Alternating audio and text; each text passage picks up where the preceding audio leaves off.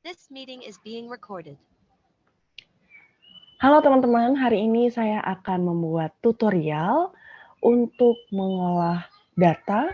Dalam hal ini adalah kita menggunakan Pay-Rate Sample T-Test dengan menggunakan aplikasi SPSS. Sebelumnya kita harus sudah menyiapkan skor total ya. Yang teman-teman lihat pada screen ini adalah skor total. Katakanlah ini adalah sebuah penelitian mengenai efektivitas senam hamil ya pada untuk menurunkan kecemasan gitu ya, kecemasan ibu hamil otomatis. Jadi yang pertama kali yang kita harus lakukan adalah mengopi data seperti ini.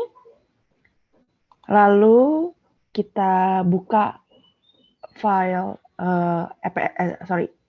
kita buka SPSS-nya dan kita paste. Kita tempelkan gitu ya. Lalu kalau teman-teman melihat di sini ada data view dan variable view, kita bisa menggantikan nama yang var 00001 ini dan 0002 ini dengan mengklik pada variable view. Di sini ada var 00001. Ini bisa kita klik 2 kali saja, lalu kita ketik namanya sebelum. Dan ini adalah sesudah.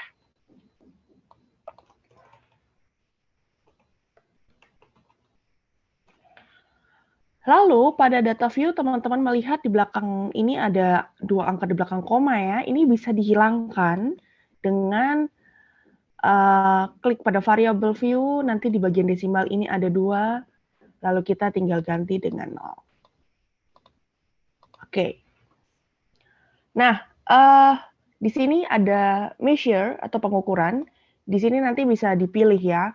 Ada skala, ada ordinal, ada nominal. Skala ini kalau yang kita pelajari di pertemuan-pertemuan awal, itu di dalam statistika kita pelajari tentang scale itu adalah interval ya, data-data interval. So, keduanya sudah tepat adalah data interval karena berasal dari skala psikologi. Lalu tahapan pertama dari menganalisa data menggunakan Pay-Rate Sample T-Test adalah kita menganalisa terlebih dahulu yang namanya uji normalitas. This meeting is being recorded. Tahapan pertama adalah menguji normalitas seperti yang sudah saya sampaikan tadi. Pada SPSS saya menggunakan ini versi 17 ya. Sebenarnya untuk versi apa aja mostly sama, cuman mungkin dari outputnya yang nanti akan sedikit berbeda, tapi tidak ada perbedaan yang terlalu mencolok seperti itu. Kita klik tab Analyze, lalu kita klik Descriptive Statistics, nanti ada beberapa pilihan, kita pilih yang Explore. Lalu untuk data sebelum dan sesudah ini, kita pindahkan ke Dependent List. Jadi ini ada panah ya, panah ke box Dependent List. Kita klik, jadi nanti dia akan pindah begitu di box Dependent List. Lalu kita klik Plots, nanti di sini ada Normality Plots with Test. Lalu kita klik Continue setelah mencentang ini ya otomatis. Lalu kita klik OK. Maka nanti muncullah satu window, suatu jendela. Ini file baru dari SPSS. Kalau yang tadi itu adalah sheet-nya gitu ya, halaman kerjanya, tabel-tabelnya itu. Sedangkan kalau ini adalah output. Jadi dari Explore ada case processing summary, ada descriptives, ini bicara soal mean, median, variance, standar deviasi gitu ya, maksimum minimum, ada range, ada interquartile range juga. Dan yang kita butuhkan di sini adalah test for normality. Di sini ada 2, ada Kolmogorov-Smirnov dan Shapiro-Wilk. Nah, kedua jenis ini adalah tes untuk normalitas, tapi ada teori yang mengatakan bahwa Kolmogorov-Smirnov ini akan lebih peka ketika dia digunakan untuk jumlah sampel yang lebih daripada 50 gitu ya. Lebih dari 50 itu bisa menggunakan Kolmogorov-Smirnov. Tetapi kalau misalnya dia kurang dari 50, kita bisa menggunakan Shapiro-Wilk. Nah, data yang kita punya ini berasal dari 10 subjek ya. Jadi dia kurang dari 50.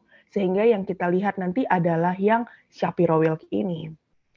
Cara membacanya adalah di sini nilai statistik untuk Shapiro-Wilk pada data sebelum itu nilainya 0,927. Sedangkan kalau yang sesudah nilai statistik Shapiro-Wilk-nya adalah 0,924. Nah, teman-teman, untuk melihat apakah normal atau tidak, itu adalah kita melihat dari sig-nya atau signifikansinya.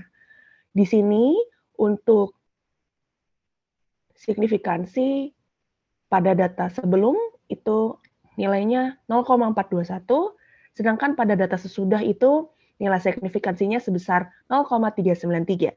Perlu kita ingat bahwa untuk melihat normal atau tidaknya, maka yang kita lihat adalah signifikansi. Ketika signifikansi itu di atas 0,05, berarti data dikatakan normal.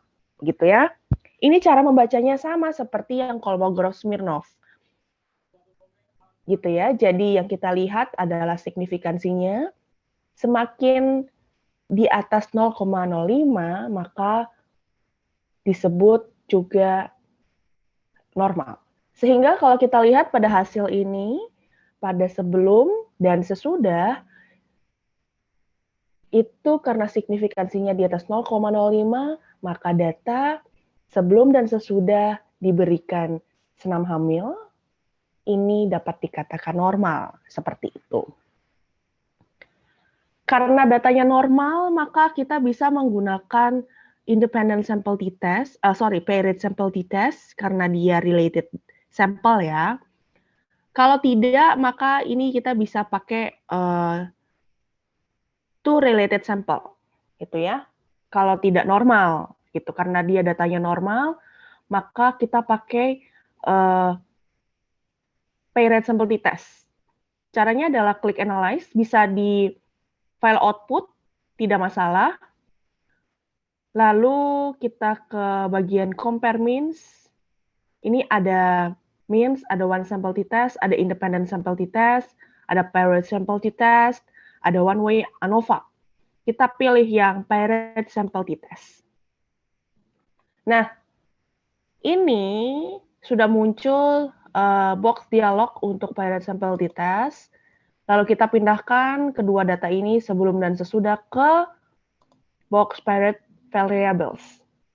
Lalu kemudian kita tinggal klik OK. Tinggal kita tunggu untuk hasilnya. Jadi yang kita lihat di sini adalah yang paired sample t-test. Ini ya yang di tabel ketiga. Nah, bisa kita lihat di sini bahwa This meeting is being recorded. ada beberapa hal ya teman-teman yang kita lihat di sini adalah T, ini T hitung namanya, dan significant to tail. Nah teman-teman, di sini bisa kita lihat bahwa ada nilai T sebesar 8,569 dan ada signifikansi sebesar 0,000. Nah, teman-teman, ketika hasilnya signifikansinya adalah 0,0000, ini jika dibandingkan dengan level signifikan, mau signifikansi yang 1% atau 5% atau 0,01%, ini dia di bawah ketiga itu, maka dikatakan signifikan. Berarti kita bisa lihat bahwa ada perbedaan yang signifikan gitu ya, sebelum dan sesudah diberikan senam hamil gitu ya. Lalu min-nya ini adalah di sini min ini adalah mean difference atau perbedaan min-nya, atau bisa dikatakan selisih.